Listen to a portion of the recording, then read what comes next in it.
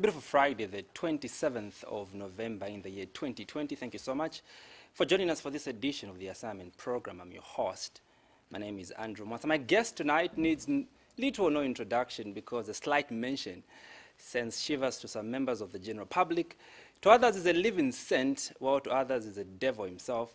They wish they never made in their entire life. Andrew Ntewewe is my guest on tonight's edition of the program, who happens to be the president of the Young African Leaders Initiative, as we discuss the state of governance. Those that are joining the conversation on the Muvi TV Plus, Bouquet Channel 1, the Topstar Decoder Channel 104, you'll be able to come through and give us your contributions on the number that will be scrolling down your TV screen, that is +26 0978594682.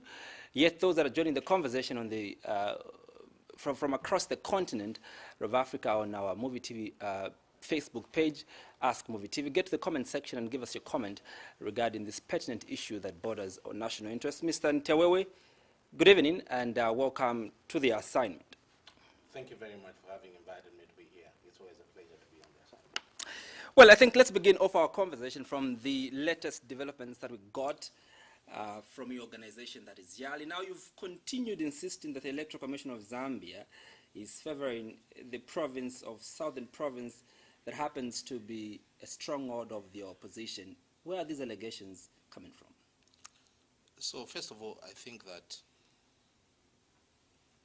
sometimes we get worried because when we say we talk about issues, even when those issues have been talked about by others, they seem to be taken very differently when it's a Young African Leaders Initiative talking about them. What do you think it is about? Maybe it's the way we come out. Maybe we are too strong. Maybe our advocacy abilities are very good. Because, I mean, Andrew, you are aware that it's not only YALI that has complained about the registration process. A number of stakeholders complained about the registration process of voters. And when I talk about a number of those stakeholders who complained, those include, among others, members from the ruling party, members from the opposition, some sectors of civil society organizations. Others even went as far as taking the Electoral Commission of Zambia to court. So when we talk about these issues, from our point of view, we talk about them in terms of principle, in terms of fact. We talk about them from a researched point of view. And we argue these cases on a case-by-case basis. So coming to the issue of Southern Province in particular, in the first week and second week, first phase and second phase of the registration process, we had serious challenges. We felt that Southern Province had been favored by the Electoral Commission of Zambia. Why? Because our analysis and research indicated that Southern Province had been given more registration kits above all the other provinces in Zambia. Our argument was very simple. Why should Southern Province be given 308 kits above Lusaka, which was given only 202 kits? And if you look at the population distribution or the demography between Lusaka and Southern Province, you realize that Lusaka has more people than Southern Province. In fact, the latest survey that we have looked at, done by the Central Statistics Office, indicates that Lusaka has a population of 3.3 million plus, whereas Southern Province only has 1.6 million. So the question is, why would Southern Province, in the first phase, be given 308 registration kits, while Lusaka, which has a bigger population, was given much less kits? And for instance, if you listen to the ECZ today, they don't specifically respond to the issue of registration kits. But what they're responding to, which we believe as a Young African Leaders Initiative we're happy about, is that, one, they're indicating that they've increased registration kits. This is due to the advocacy of the Young African Leaders Initiative.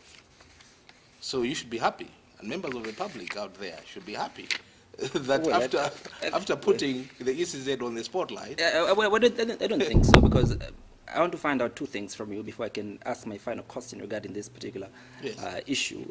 Where did you get the information from that more, kits are being distributed to the southern part of this country? So first of all, we got this information on the ground. We have people who are monitoring the whole process on the ground in each and every district. You remember that you came to our briefing, the second briefing, where we gave the data on the registration kits per district, not only per province, but per district. We gathered this information, and we believe that this information was absolutely factual. ECZ has not disputed the information that we've given out to the public. And so today, when they are saying that they have given more registration kits, they have increased. Just a day after, those allegations were made against the Electoral Commission of Zambia, they did issue a statement through Mr. Patrick Nshindano, the ECZ CEO, that they rubbished your allegations. That but if you look at their statement, when they talk about not agreeing with our statement, they said our figures were inaccurate. So as an institution of governance, when they say our figures are inaccurate, one would have expected that they should inform the general public that if we are saying that ECZ had given Southern Province 308 kits, you would have told us, you're wrong. We have actually given Southern Province this number of kits. Did they mention? No. We indicated that Lusaka had been given 202 kits. Did they come out and say, no, Lusaka has not been given 202 kits? No, they didn't. Today, in a subtle, clever, intelligent manner, the ECZ electoral officer, chief electoral officer, did indicate that they have increased the allocation of registration kits. And from the YALI point of view, that is a score. Because ultimately, you and me, the citizens out there, what they're looking for is to register as voters so that they're able to participate effectively in the 2021 elections. What the people of Zambia want is a free, fair, and credible election. If your registration process is not free and fair, is not credible, then ultimately even the election may not be free and fair. And that was our argument. So we are slightly happy that the ECZ is responding in a progressive manner. If you look at the numbers that they have given today, you're going to notice that one of the key things that has happened is that phase one, you had about 1 million plus people registering as voters. Phase two, there's an increase of about 40%. And listening to Mr. Shindano today, he indicates that he's very hopeful that phase three and phase four is going to have a very significant increase in the number of people that are going to register as voters. So far, they indicate that they have captured 2.7 million citizens. And we hope and trust that if their projections are anything to go by, they will definitely do a very good job by the end of the month. Well, one would say your allegations, again, I'll get back to the allegations, don't make any moral sense that the Electoral Commission of Zambia, that is a government body, it's a government agency, is favoring, a location that, is a stronghold of the main opposition, that is a UPND. Well, to people's minds, that does not add, arithmetics don't add. And really, if maybe we had to go by your figures, as YALI, the research that you conducted, that you claim that you've conducted, would you confidently say that there's a ploy, by the Electoral Commission of Zambia to want to favor, the opposition ahead of these elections? So, first of all, your question is twofold. The first one is this allegation does not seem to make so much sense because the Electoral Commission of Zambia is a body by government, created by government. One of the key things, Andrew, you must be able to appreciate is that we are in a completely effective democratic dispensation where institutions of governance are independent. The Electoral Commission of Zambia, for instance, you must be able to realize that it's established by the Constitution of the Republic of Zambia. It's responsible to the Constitution and not to anybody else. They are an autonomous and independent institution. In fact, if you look at the statement which they issued, we're not very impressed with it, because they kept on talking about the autonomy, they kept on talking about the Constitution of Zambia, they kept on talking about the Electoral Commission of Zambia Act, which establishes them. And the reason why they were talking about all that, they were talking about it on the basis of their independence, on the basis of their autonomy. So, from the YALI point of view, when we are dealing with an institution, a public body such as ECZ, we look at them that they're established by the Constitution, that they're independent, that their decisions are arrived at independently. To the extent that if, for instance, they wanted to abuse the electoral process, they could, independently. And this being our argument, and most importantly in this argument, we indicate that no public institution can run away from public scrutiny. It doesn't matter whether you are the Electoral Commission of Zambia, whether you are the judiciary, or whether you are the Anti-Corruption Commission. You are established by the Constitution, and you are independent, but ultimately you cannot run away from public scrutiny. The decisions arrived at by the Electoral Commission of Zambia must be questioned by the citizens of this country. And what we wondered about is that others before us argued with the Electoral Commission of Zambia. They were not code names. But here we are, we argue with the Electoral Commission of Zambia, or code names. you understand? So it's sort of like, it baffles us from the YALI point of view. That in Zambia we rarely debate issues, we rarely debate policies, we debate people. Well, it's like you seem to be uncomfortable, really, whenever, you know, an issue that probably favors the opposition comes to play. You seem to, it's like it sends shivers into you, you know, just, you know, maybe distributing more keys to Southern Province sends shivers to you. You probably thought your preferred candidate would win if more were sent, you know, were not sent to his alleged stronghold. But also, there's been quite a number of issues that people feel you haven't done justice as YALI. For example, you know, when the issues of the EIA came about in 2019, you called that report by EIA as a propaganda tool that the opposition is trying to use, you know, for regime change. You know, Bill 10 came about, you are strong. You sided with those that are in government. Many issues that pertain to national interest. You seem to be a pro-government individual, and this has led to people to think otherwise about your standing, really. So I'll tell you, I want to believe. It's ironic that, you know, because even on the eligibility of President Lungu, you stood tall to say those that want to, you know, challenge the eligibility of President Lungu will challenge them too in 2021. We can go step by step. Many issues. I can go step by step. I can remind you hundreds and thousands we can go step by step of statements that you've issued in favor of those in government. I can go step by step. But for purposes of this discussion, I want to be very clear. YALI is a democracy institution. And in all these issues that you're talking about, the only thing that YALI has done is to defend democracy. That's all we have done. We have not defended individuals. We have not defended political parties. We have defended democracy.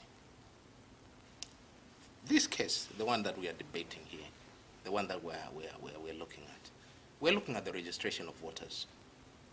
Would democracy be happy if one province was favored above the rest of the other provinces? Democracy would never be happy about that. And because we are very strong proponents of democracy, we come out very strong and say, look, do the fair thing. The fair thing is that Muchinga is as important a province as Southern Province. Luapula is as important a province as Southern Province. There must be fairness. There must be equity. To us, we are defending democracy. It's as simple as all that. Number two. But if all that you did was to defend democracy, well, I strongly feel the issue of UPND shouldn't have come, you know, in the picture. You did make mention of the fact that, you know, probably what you'd have said, is why is ECZ registering more people in southern province as opposed to... The only problem is that probably the way the reporter wants to take the news is but I think this is different. This was clear. I think in the news what we said was very clear, that southern province had been given more kits.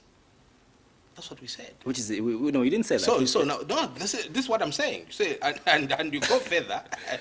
Well, I can remind you. I can remind you exactly what you said. You can go ahead. Well, you said that the Electoral Commission of Zambia is favoring the opposition by distributing more kits to southern province. That happens to, to be a stronghold of the UPN. So the position is this, Andrew. Southern province. We all know how southern province has been voting. Let's not put our heads in the sand. From 2001, we know how southern province has voted. In 2001, they voted for Anderson Ngambela Mazoka. In 2006, they voted for Hakainde Hichilema. From 2006, 5 consecutive elections, they voted for Hakainde Hichilema. That is not our point of argument. To us, this is just it's a truth. It's a fact.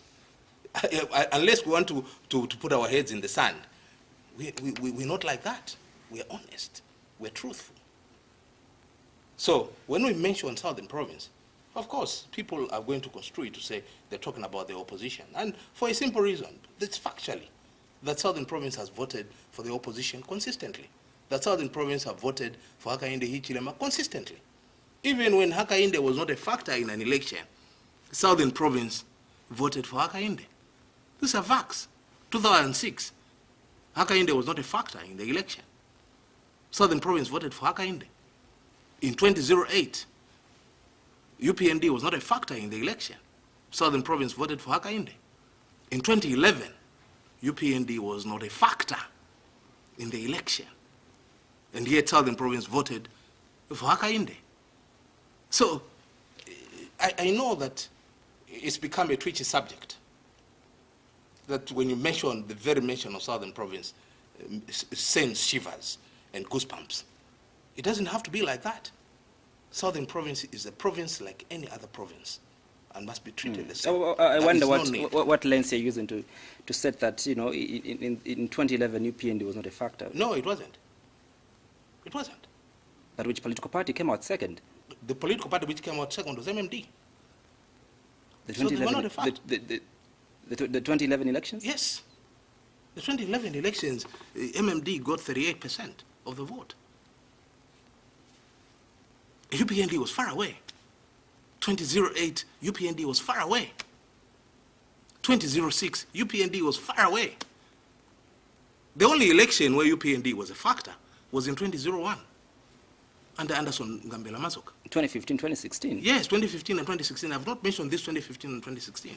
I've mentioned 2006, 2008, and 2011.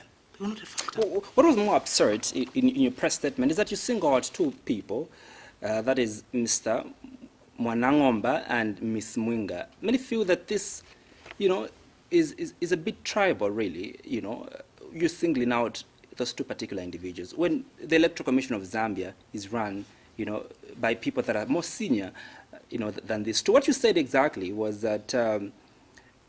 Mwanangomba and Ms. Mwinga are responsible for allocating the highest number of registration keys to Southern Province, that is totaling about 308, while allocating smaller numbers to provinces like Copperbelt, standing at 227 kits, and Wapula at 217 kits, which has the highest number of registered voters. Why did you have to single out?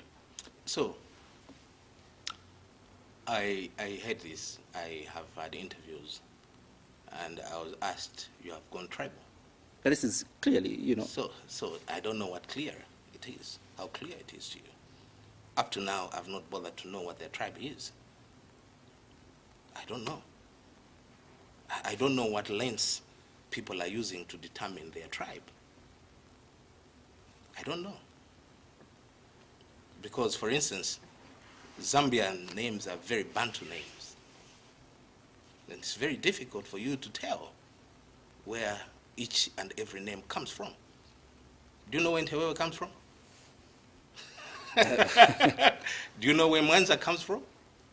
You'll not be able to tell. So, do you know where Malama comes from? Do you know? Can you honestly state to say, this one comes from this tribe? You can't. So I don't understand why we have become too sensitive.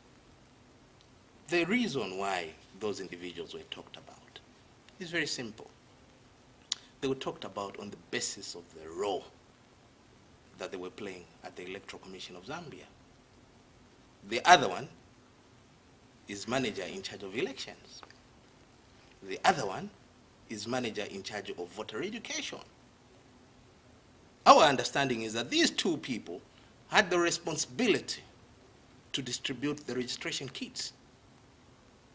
And we were talking about them on the basis of the fact that their roles in the commission, administrative roles, are clearly defined. And that's how we picked on them. The issue of tribe, I don't know, Andrew, but I'll tell you that the generation where I come from, we rarely look at each other in terms of where you come from. We rarely do that. We debate issues. As I've indicated, we argue facts. And we look at issues to say, what role you have played, what role didn't you play? I don't know what your tribe is. I don't know. Well, you know, it I doesn't. can see you're trying to act very smart, you know. No, but no, it's not even acting smart. It's the reality. I've told somebody before. I have met somebody who is a Mwanza. I was so convinced before that Mwanzas only come from Eastern Province. This Mwanza was coming from Northwestern Province.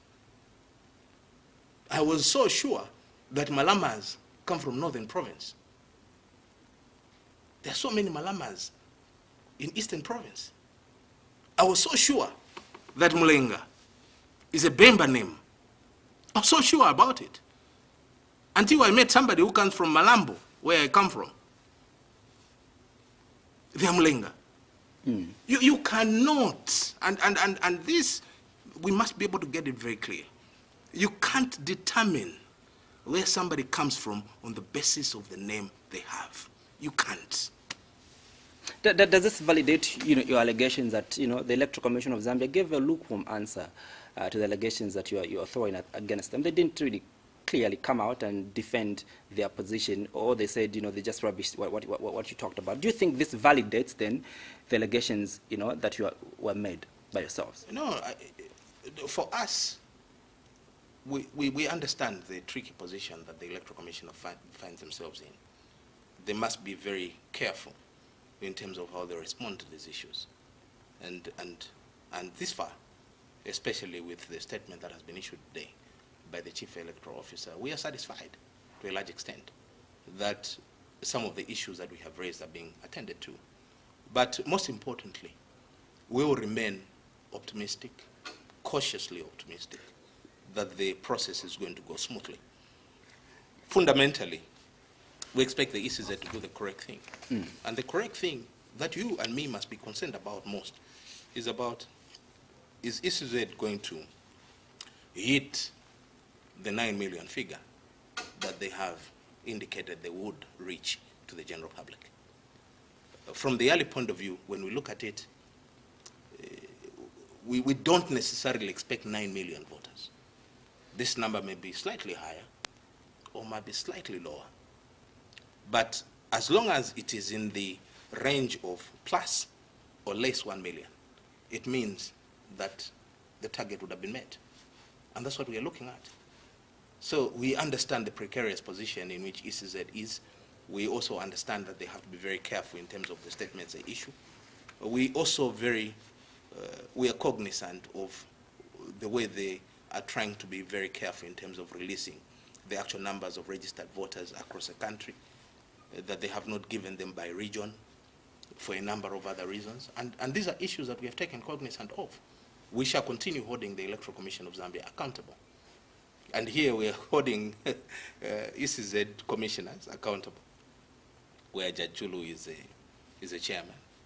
We are also going to be holding the administration, where Mr. Shindan, I don't know what tribe he is.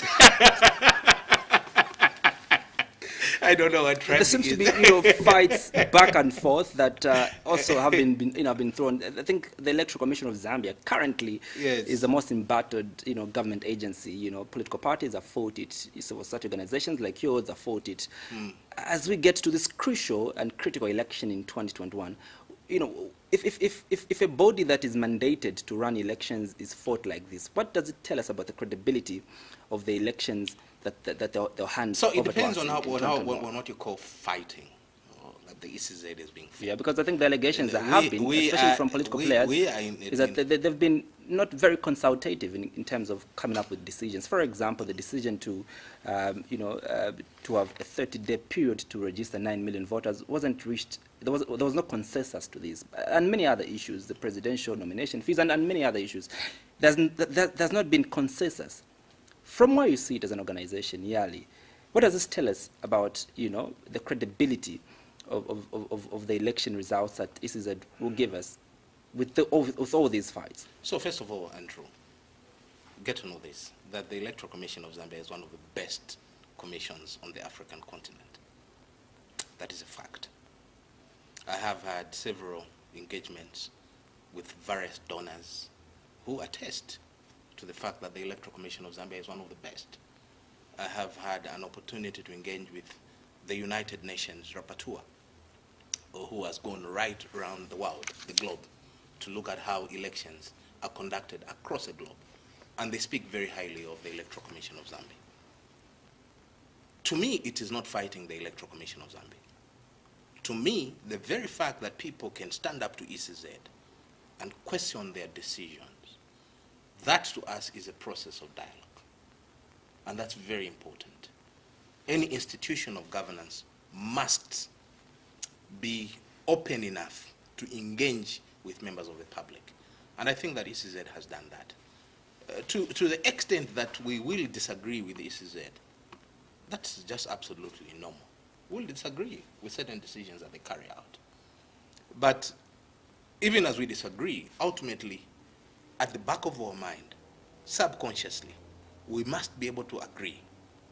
And all of us must be able to agree that ultimately this is a body that is going to manage the elections. And this body has successfully managed elections in Zambia in an excellent manner. Very excellent manner. Even when it was impossible in Africa to have an opposition political party win elections, our ECZ has been able to provide that platform. As early as 1990, when so many young leaders were not born. On the African continent, it was impossible. To date, even as we are speaking, I think you have seen the elections that have happened in Tanzania. Chama cha Mapinduzi under Magufuli, they retained power.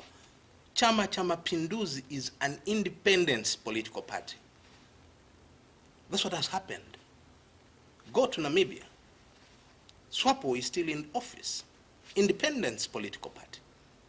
Go to South Africa, a model, if you like, of democracy. Their independence, the African National Congress, is still in office. Go to Kenya. Go to so many African countries. You're going to notice one thing, that their independence political parties are still governing. Come to Zambia. What has happened? We have had very peaceful transitions, very good elections, credible elections. These elections have been monitored not only by SADC, African Union, European Union, United Nations, and so many other. So we are a model in terms of having free and fair elections. So opposition political party leaders would have questions. They have had questions in the past. You remember there have been this debate, I think that it's going to come up again, on where the ballot papers are going to be printed. When they have been printed in South Africa, people have argued, why South Africa? You say Dubai, why Dubai?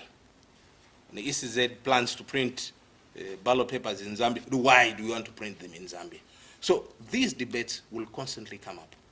But what we look at here is what stamina does ECZ have to be able to handle these issues?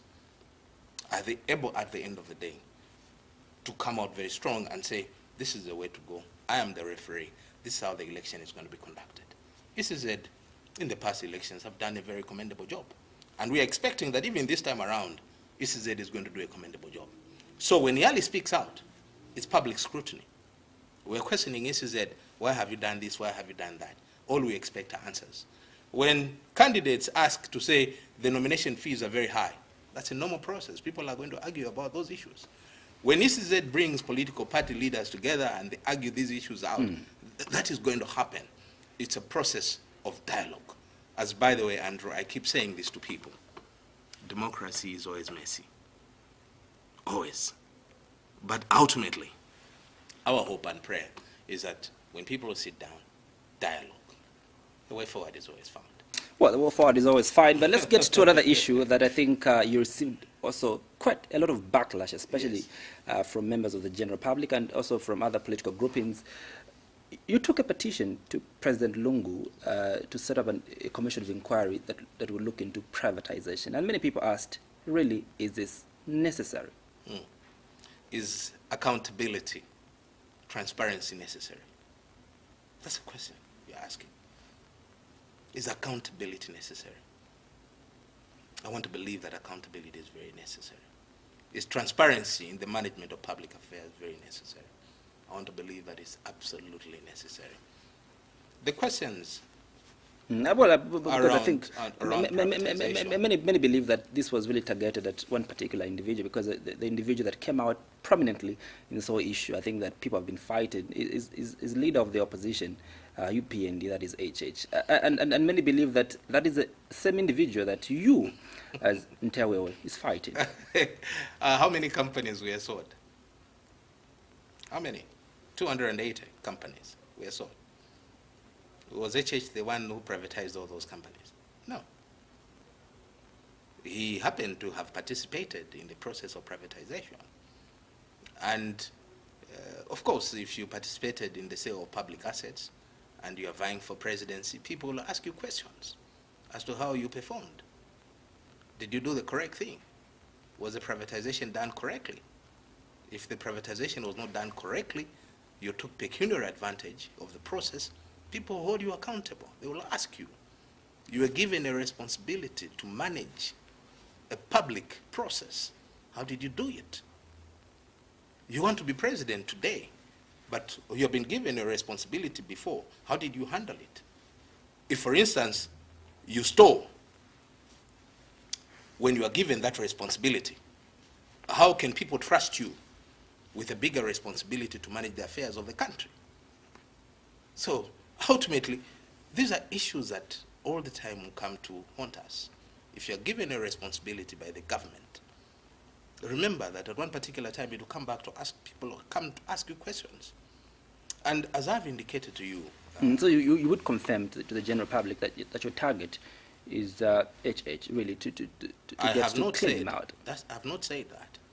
What I have indicated... I remember, just for the sake of getting to know, what were the terms and references in this petition that... The issue is very simple. I have indicated at the very beginning. It's about accountability. It's about transparency. It's about the utilization of public resources. It is about morality and integrity in public institutions. And anyone who seeks office, questions are going to be asked. But when you talk about the privatization inquiry, you want to understand that we seek more questions. You want to understand that at the time that we put in place a petition to President Edgar Lungu, across the country, people have risen and they're asking questions around privatization. People are living in squalor and destitution. Others have not had an opportunity of going to school. Why? Because their parents suffered the brunt of privatization. Well, I felt very bad. Others have a different voice, Mr. Ntewewe, because I was seated here with, former Finance Minister Honorable Katele Kalumba, and said that is an insult if you're going to say, people are living in abstract poverty because of privatization, because we did get a very good deal out of this deal, out of privatization program. I don't know what he talks about, what he means. It is the people in the government and the people that were in charge. Let us ask the people in Mansa Batteries. What are they going to tell you? I have seen them do the protestation. And they're very clear about the problems they've gone through. Ask people in Luancha, Ramcos, what have they gone through? Ask the pensioners on the Copper Belt for KCM and so many other companies. But what exactly do you want to get off this issue, really? So first of all, yes. What we seek to get out of this issue is a closure of this debate. Let's close it. There has been so much talk. There has been so much accusations. When you say closure of this debate, what do you mean? There has been so much accusations and counter-accusations. That what? That this one participated in privatization. When Nawakwi comes up and says, you did this, and somebody says, no, you also did this. At the end of the day, who suffers? It is the people of Zambia. Who lost out during the privatization process? It is the Zambian people. These companies which were sold for a song. Ultimately, who is a victim here? Is it Nawakwi? Is it HH? No. The silent majority out there are the ones who have suffered because of privatization. So, anyone who did participate ultimately must be able to be glad that there is an inquiry that's supposed to come on board. So they're able to clear their names. They're able to come out very clear to say, this was the role I played, and this is how it ended, and this and that. That's clear. So you expect everybody that was involved. But we know that is, pretty much difficult. I'm not saying that everybody was involved, everybody who was involved. Out of the 280 companies' privatization processes, not all those privatization processes were quote-unquote cockeye, if you like. Not all of them were dubious. Which assets are you, So what we're looking at here, one of the key things that we're looking at is that the privatization tribunal inquiry must be able to determine, that's not my role, that's a tribunal's role, to be able to look at some of these transactions. How did they go about? For instance, one transaction that is very important right now, it's even in court of law, in the courts of law, is where you sold KCM for $25 million. $25 million. The previous year, Kafio Consortium had offered to buy KCM for $620 million US. And somebody came and bought it for $25 million. These are issues that you and me must be concerned about. So we are very hopeful. And the other issue that, yes, many people, especially the young people, that hope that you get concerned about as the Young African Leaders Initiative is, for example, the issue of debt. We are well in debt, debt in excess of 18 billion, US dollars. And people expected that, look, YALI would protest like they did, march to State House and, ask for clarity and answers to why we are in this date, why did we arrive at this date, and many issues that affect the people. They say, look, why should we be concerned about privatization that happened so many years ago? Why can't we get concerned about what we have been affected by now? That is the issues of date, issues of corruption. Just the Auditor General's report came out, a few weeks ago, a lot of irregularities. Where is, YALI on these very important issues? So, I think on the issue of privatization, I've already answered. You asked me on the issue of debt. I think the issue of debt is a concern to each and every Zambian. But it depends. Why don't you mobilize youths like you did on privatization too? It depends on the lenses at which you are looking at this debt. It depends on what you want to do about it. Because, first of all, Andrew, Zambia has had a very huge infrastructure deficit of 40 years. A huge infrastructure deficit. Today we are complaining about load shedding.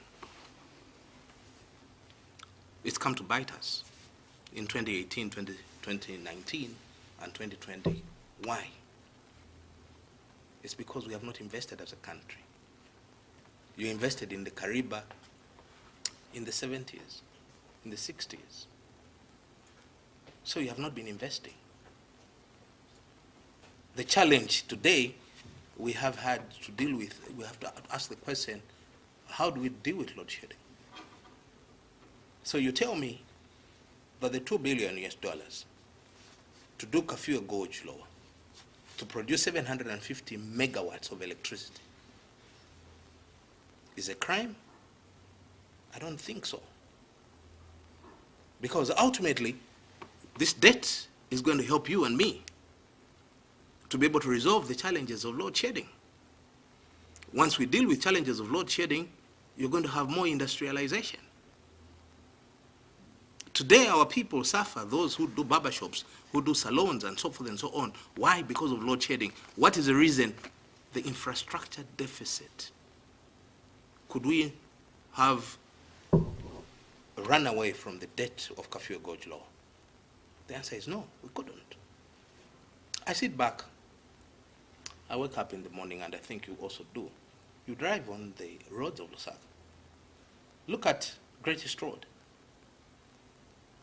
and how congested it still is. You can imagine if the road was still as small as it was 2 years ago, what would have happened? Look at some of the areas in this country that were unreachable. There was no road network whatsoever. Go to places in Luapula, in Northern Province, literally unreachable. That's the infrastructure deficit you've had for 40 years. Andrew, up to 2011, Zambia only had 3 public universities. Only 3 public universities. That should be an insult to the Zambian people. Today, as we are speaking, we have more than 9 operational universities. That's debt we're talking about. How many hospitals did you have at 2011? You didn't have district hospitals. Very few of them. Today, almost every district has a hospital.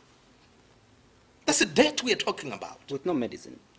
Look, the first point of anything is to build the infrastructure. That's the first point. So, to me, when you talk about debt, I would have been extremely... There's nothing wrong with our current state in terms of the amount of debt that we owe, to our lenders. You're comfortable that, look, this debt has gone to the right purpose. That is what you're saying right now.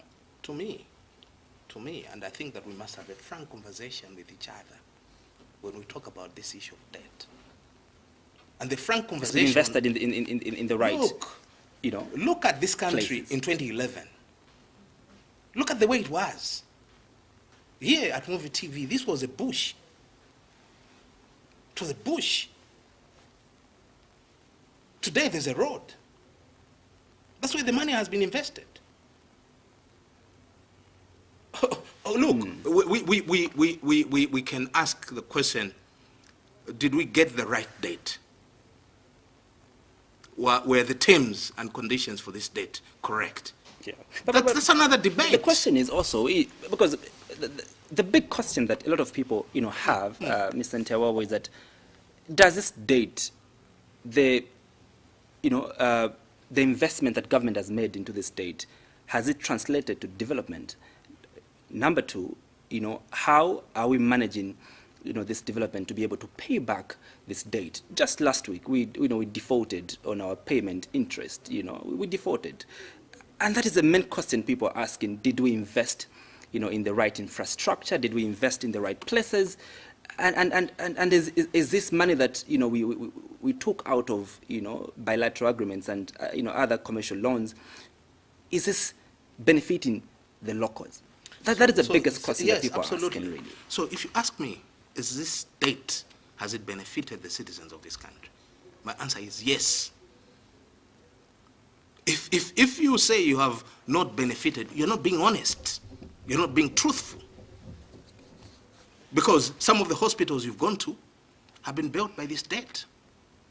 The roads you're traveling on have been done by this debt. The schools, universities you're going to have been done by this debt. I've asked the question. If you're going to say if the schools you're going to, right now people are struggling to go to school. Just, a week ago, University of Zambia, students were protesting because they couldn't afford to pay. But also look at inflation. But inflation is on the rise. That's a different look at our economy. Our economy is contracting. We're not growing. Poverty is on the rise, and all these issues. You see. And really, someone would argue again with you, Mr. Ntewewe, is that, look, what lenses are you using to say that, look, we are comfortable as a country? So first of all, that's why I'm saying that we must have a frank conversation. We must have a frank conversation. Some of the arguments I have read, some of the arguments I have seen. No, you don't have to see. You don't have to hear them. You have to feel them. No, but some you're of the feeling arguments the pinch of our currency. Look, you're feeling the pinch of our economy. But the point is, I'm supposed to be able to debate this issue in a rational manner. I'm not just supposed to blame people. I'm supposed to be able to ask, to say, for instance, if this debt was not contracted, where were we going to be as a country today? In 2011, for instance, you had very good numbers, very good GDP. You had very good inflation rate. How did that translate in human development? Nothing. You had roads full of potholes. You didn't have hospitals. How then do you then translate that into human development? You didn't have that. So my argument, my debate about debt is about, is there anything we can do better right now to be able to deal with this issue of debt? Is the restructuring that we embarked on about a year ago moving at the pace that we should have been able to move at? There is nothing wrong with any country contracting debt. The United States has contracted debt. Huge debt. Well, of course, there's nothing wrong with contracting, but there's everything wrong. So many countries. If you're going to contract debt and you're not able to pay back, and if you're going to contract debt and you're not able to invest in the right, What I'm saying here is simple. Is the fact that we're supposed to be able to debate the mechanism of restructuring this debt. That's what we're supposed to be able to debate. We're supposed to debate as to how we're supposed to be able to do it. From the YALI point of view, we're able to see what government is trying to do. You still have reserves of about 1.3 billion US dollars. So don't tell me that for the 2.5 million would not have been gotten from the 1.3 billion US dollars. It could have been taken. But for us, we interpret this to be a strategy of trying to ensure that you restructure the debt as quickly as possible. That's what we are looking at. So it is not as if Zambia is broke, like there's zero ngwe at the Bank of Zambia. That's not true. We have 1.3 billion US dollars in reserves. We have also started piling our gold at the central bank. So let the debate be more structured.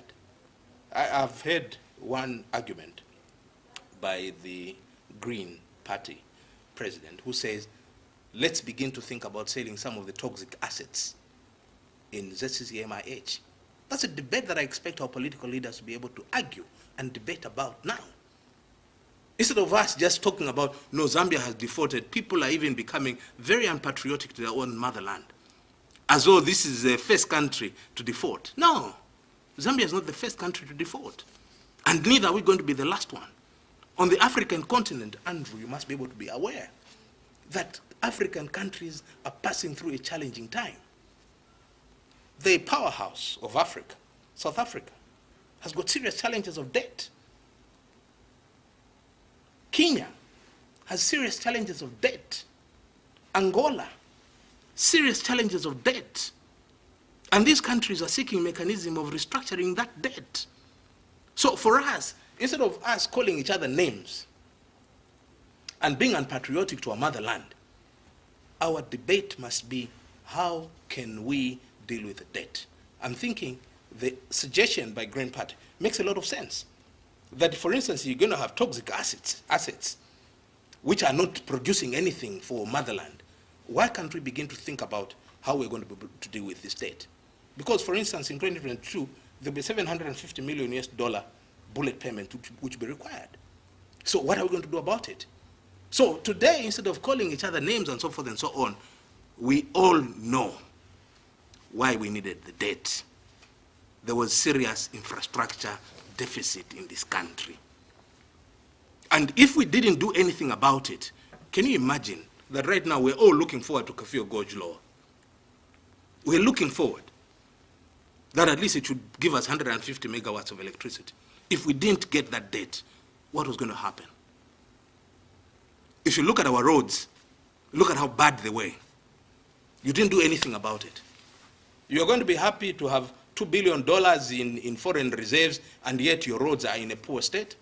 You're going to be happy to have $2 billion in reserves, and yet people are dying because they can't go to hospital. So, from the YALI point of view, we're saying, let's have a rational, sober, frank conversation around this. And from what you see, do you really have the confidence that the current administration is able to, to clear this debt? I know Eurobond, our first one is in 2022, and now that you 2027. mention, that you mention, if you look at this debt, I think the debt that has been so loud is the debt from the Eurobond holders, the $3 billion. That's a debt that has been so loud. And yet, we have another $6+ billion of other multilateral lenders who have not said anything. So, even if I was in government, I was not going to be looking at $3 billion only. I was going to realize that I have $12 billion as debt here. And even if I deal with the $3 billion, which is just but a quarter of the actual debt, I'm going to have challenges. So, in terms of the strategy that has been adopted by Minister of Finance and Lazard Freyers, the way we're looking at it from the YALI point of view, we think it's intelligent. We think it's clever. We are hopeful that sooner than later the IMF can come on board and be able to assist this country. We are members of the IMF. We have been consistently loyal to the IMF to the extent that IMF is not supposed to be disloyal to us. There are countries whose balance sheets are really bad. It's not only Zambia. And you must be able to understand also where we're coming from, Andrew. We've come from COVID-19. Yes, we had economic challenges even before COVID-19. What was caused by that? You have had floods in this country. You have had droughts in this country. We've been trying to get a program from the IMF, I think, since last year, but it's been very unsuccessful. Since 3 years ago. Yes, it's been very unsuccessful. Yeah. And I know the latest one will be in December, when they will come in Zambia. Do you think really we'll be able to get a program? I'm hopeful. The IMF has to do the correct thing. Yeah, but also you need to. One thing I forgot really to ask you is that you need to also explain to the Zambian people. Yes. Many people, from Luapula, many people from Central Province, many people from many parts of this country might not understand these technical, issues that we might be talking about, of issues of date and whatnot. And the biggest question, that my grandmother would want to find out is, how does date affect me? Now that our country is in excess of $18 billion, how would this affect me and my generations to come? So you put 18 billion, you've included the internal debt. Both external and domestic debt. The domestic. The bigger challenge with this debt is the fact that it inhibits government to spend on social sectors. It does not help government, because at the end of the day, we are spending a lot of money paying this debt instead of paying a lot of money to our education sector, instead of getting this money to social cash transfer, for instance, instead of getting this money to the health sector. That is what the challenge is. And that is why restructuring this debt is very, very important. Increase the time frame of repayment, reduce the coupon payments. That should be the way to go. Once we are able to do this, then we're going to have more resources for education, for health, and other key social sectors. Speaking about resources, you're very extravagant when it came to they just failed Bill number 10 of 2019. Well, you mounted billboards, across the country. And people still keep wondering, why really? YALI, why, you claimed from what you said, Mr. Ntewewe and your colleague Isaac Mwanza, you claimed that there hasn't been, any document that was as good as Bill 10 in terms of the content that was in Bill 10, and that's the reason why you spent, all the money that you spent. Now that Bill 10 is dead, do you regret spending all those money that you spent? No, not at all. We did the correct thing. We educated citizens on the content of Bill number 10. When I sit here, Andrew, I look at you, I look at a young man who's very intelligent. Very intelligent. And what we're simply fighting was to get you to Parliament to 2021. That's what I was fighting for. That's what YALI was fighting for. We've got so many young people who are very intelligent in this country, who can bring issues to Parliament, debate issues in a proper manner, that this country is about moving in the right direction. Unfortunately, you don't have the money, so you cannot compete. Bill number 10 would have given you an opportunity to go to Parliament. And that is why we put our heads on the line to say, let's get these young Andrews to Parliament. Let's get our women to Parliament. Right now here we are talking about social sectors of the economy. Who understands issues of water, sanitation better than our women? Who understands issues relating to health than our women? Who gets the trouble of taking children to school every day, if not our women? We should have had more women in Parliament with the passage of Bill number 10. People with disabilities. I've listened to a lot of arguments Yes. relating to Bill 10. I've sat with almost all presidents, Yes. except President Lungu, just on the chair that you're seated on. Yes. And all of them will give their sides of the story regarding Bill 10. Where do you think we could have missed it as a country in terms of arriving at a consensus? That, guys, listen, we are going to go this direction. Why did we fail to reach a consensus on this document? The biggest problem right now in Zambia, as I've indicated, I think at the beginning of the program, is that we don't debate issues. We debate people. That's one of the biggest problems we have. We're a nascent democracy. Our political leaders, sorry to say, don't debate issues. They debate people. For instance, in 2016, when we had the enhanced Bill of Rights, what did our political leaders debate? They debated individuals rather than the content of the Bill of Rights. Today, we don't have an enhanced Bill of Rights. Why? Because our political leaders were debating President Lungu when there was a Bill of Rights on the table. It failed. Who has lost out? It's the people of Zambia. On Bill number 10, it has failed. Who has lost out? It's the young people who are supposed to go to Parliament in 2021. It's the women who should have gone to Parliament in 2021. We have lost out on delimitation. You were lied to. No, we can do delimitation even without Bill number 10. Do it today. How are you going to do delimitation? You've spoken about the Bill of Rights. Yes. and also Bill 10.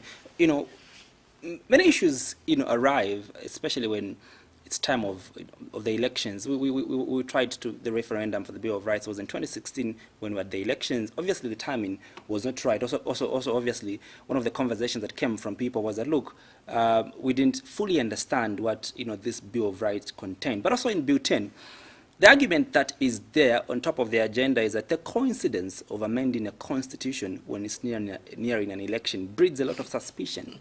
That maybe Andrew, there's something okay, very dubious. I hear you. First of all, let me begin with the Bill of Rights. Do you realize that the current Bill of Rights is the 1964 Bill of Rights? We have never touched it. And yet, there has been involvement of political, economic, and social rights across the globe. Zambia has been a signatory to a number of international conventions. And yet you still have the Bill of Rights of 1964. So you now tell me, no, this was done in an election year. The last time Zambia went to a referendum was in 1969. The only other opportunity you had from 1969 was 2016. Respective governments, different governments, had refused to deal with anything the on the issue Bill also of Rights. is like, especially on butane, we were so much rushing, really. It's like, we... And you see, this is where the problem is. You were told that people were rushing. Who was rushing? Nobody was rushing. Organizations like yours, you were on top of things. This process began in 2016. And by the way, there was a bipartisan motion in Parliament agreed to by both the opposition and ruling parties that we are supposed to amend the Constitution. In 2016, November 9. Now, I'll tell you, bill number 10 has gone. But do you know what is going to happen, Andrew? What is going to happen is that the people that fought bill number 10 are already crying. Is it so? Yes. I don't agree with you. You don't agree with me? Believe you me. me. They were dancing at... Believe you me, this is a reality. Because the next day, after bill number 10 failed, Jack Mwimbu went to Parliament and was asking about delimitation. The question is, you're talking about delimitation. How do we do delimitation, given the fact that you have refused the constitutional amendment? Do you think that this process was consultative and people understood this particular... You see, this is what I've stated. One of the bigger challenges, the biggest problem we have, we don't debate issues. We debate individuals. Do you think we look at ourselves and say... Huh? Do you think this had the backing of the majority citizens? To a very large extent, yes. How do I say so? If you had 105 members of Parliament support the bill in Parliament, it means it had the backing of the people. Did we do enough? We could have done much more. I regret the fact that we placed the billboards much late. If the bill had the backing of the people, I think we should have expected people to cry foul that Bill 10 has failed. But we saw celebrations, not only from members of the UPND, but also civil society organizations celebrated. Even ordinary people celebrated that indeed another... I don't know the people you are referring to. Well, we carried a lot of people that celebrated, from different walks of life, celebrated the failure of Bill 10. And clearly that gave us, an indication that this had no backing of the local people. There were so many people who cried because of the failure. I didn't see any. I'm just telling you. People were just magnanimous. We're just magnanimous because at the end of the day, you're asking the question, these people who are saying, who are celebrating, what are they celebrating? What are they celebrating? Is President Lungu out of office? No, he's not. Is the PF out of office? No, they're not. What are they celebrating? That not enter into dictatorship. Not enter into dictatorship, how? Because of bill number 10? How? I mean, I believe that, it was... That's what I'm trying to say. Say there was a lot of misinformation. There were a lot of lies. If you say there so, was a people lot of lies. were reading for themselves, and it was clear. No. Don't try and make it like you are the only people that understand. No. I'll tell you. When bill number 10 was crafted and was given to the public, some individuals, political party leaders, came out and said, this bill is aimed at increasing the presidential term of the president from 5 years to 7 years. Did you see anything like that? As we get to the top of the hour and close the program, I don't want to use the word swore, but you promised that come 2021, if John Sangwa is going to petition the eligibility of President Lungu to contest, you also petition the eligibility of other presidential, candidates? Our argument is very simple. Is that Article 52 of the Constitution gives the power to each and every citizen to challenge the nomination of each and every candidate. When John Sangwa was reading Article 52, as usual, people look at individuals. He thought that Article 52 was crafted for President Edgar Lungu. There's nowhere in Article 52 where ECL is mentioned. Nowhere. It simply says a candidate for public office, their nomination can be challenged. What that means, my namesake, is that even a councillor who seeks election, somebody who seeks election as a councillor, can be challenged. What that means is that even members of parliament may be challenged. Well, what would you say was the intention of refining that piece of legislation, in Article 52? Why did we have to, move from, where it is to ideally what wanted it to become? The current Article 52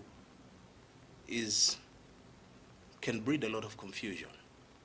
It hasn't done so, It hasn't done so yet, but it can breed a lot of confusion. If you look at Article 52(6), it even provides for the cancellation of an election, the postponement of an election if a candidate resigns. Do you know the implication of that? The implication of that is that you and me and someone else can be going to an election.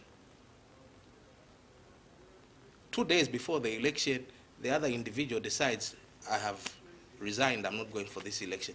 The whole election is called off because of one individual. That Article 52 is bound to breed confusion.